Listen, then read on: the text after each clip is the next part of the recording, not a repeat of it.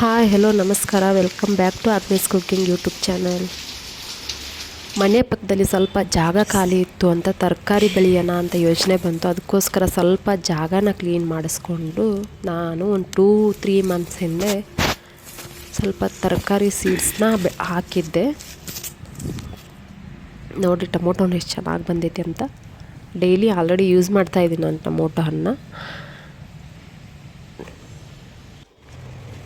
ಹಾಗೆ ಸೌತೆಕಾಯಿ ಬೀಜ ಹಾಕಿದ್ದೆ. ಸೌತೆಕಾಯಿನೂ ತುಂಬ ಚೆನ್ನಾಗಿ ಬಂದಿದೆ. ಆಲ್ರೆಡಿ ಸೌತೆಕಾಯಿ, ಟೊಮೊಟೊ ಕಾಯಿ, ಮೆಣಸಿನ್ಕಾಯಿ ಎಲ್ಲನೂ ಯೂಸ್ ಮಾಡ್ಕೊಂಡಿದ್ದೀನಿ ನಾನು ಅಡುಗೆಗೋಸ್ಕರ. ನೋಡಿ ಎಷ್ಟು ಚೆನ್ನಾಗಿ ಬಂದಿದೆ ಟೊಮೊಟೊ ಕಾಯಿ.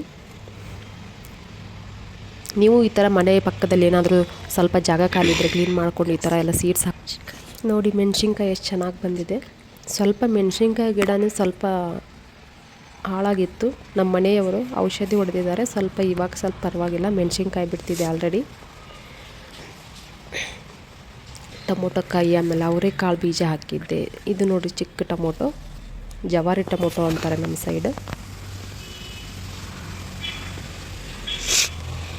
ಅವರೆಕಾಯಿ ಬೀಜ ಇದೇ ಪ್ಯಾಕೆಟ್. ಅದು ಪಾಲಕ್ ಸೀಡ್ಸು ಮತ್ತು ಮೆಂತ್ಯ ಸೀಡ್ಸು. ಆಲ್ರೆಡಿ ನಾನು ಮೆಂತ್ಯ ಸೀಡ್ಸ್ನ ಮಾರ್ನಿಂಗೇ ಹಾಕಿದ್ದೀನಿ, ವಿಡಿಯೋ ಮಾಡೋಕ್ಕೆ ನೆನಪಾಗಲಿಲ್ಲ. ಇವಾಗ ಸ್ವಲ್ಪ ಜಾಗ ಖಾಲಿ ಇದೆ, ಪಾಲಕ್ ಸೀಡ್ಸ್ ಹಾಕ್ತಾಯಿದ್ದೀನಿ.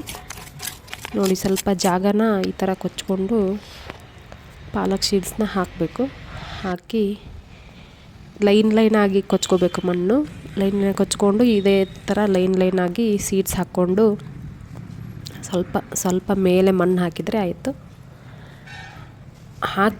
ಸೀಡ್ಸ್ ಹಾಕಿದ್ದ ದಿನ ಬಿಟ್ಟು ಮರುದಿನ ಸ್ವಲ್ಪ ಮೇಲೆ ನೀರು ಹಾಕಬೇಕು. ಇವಾಗ ಮಳೆಗಾಲ ಅಲ್ಲ, ನೀರಿಂದೇನಷ್ಟು ನೀರು ಹಾಕಲೇಬೇಕು ಅಂತೇನಿರಲ್ಲ. ನೋಡಿ ಇಲ್ಲಿ ಮಾರ್ನಿಂಗು ಸ್ವಲ್ಪ ಕೊತ್ತಂಬರಿ ಮತ್ತು ಮೆಂತ್ಯ ಸೀಡ್ಸ್ ಹಾಕಿದ್ದೆ. ಇವಾಗ ಪಾಲಕ್ ಸೀಡ್ಸ್ ಹಾಕಿದ್ದೀನಿ. ದಾಸವಾಳ ಗಿಡ ಹಾಗೆ ಬದನೆಕಾಯಿ ಗಿಡ ಹಾಕಿದೆ. ಅದ್ರ ಪಕ್ಕದಲ್ಲೇ ಒಂದು ಕಲ್ಲಂಗಡಿ ಬಳ್ಳಿ ಉಟ್ಕೊಂಡಿದೆ. ನೋಡಿ ಇದು ನಮ್ಮ ಚಿಕ್ಕ ಗಾರ್ಡನಿಂಗ್, ವೆಜಿಟೇಬಲ್ ಗಾರ್ಡನಿಂಗ್. ಮಾವಿನಕಾಯಿ ಗಿಡ, ಅದರ ಪಕ್ಕದಲ್ಲೇ ಒಂದು ಸೀತಾಫಲಕಾಯಿ ಗಿಡ ಇತ್ತು. ಆಲ್ರೆಡಿ ತುಂಬ ದೊಡ್ಡದಾಗಿದೆ ಅದು.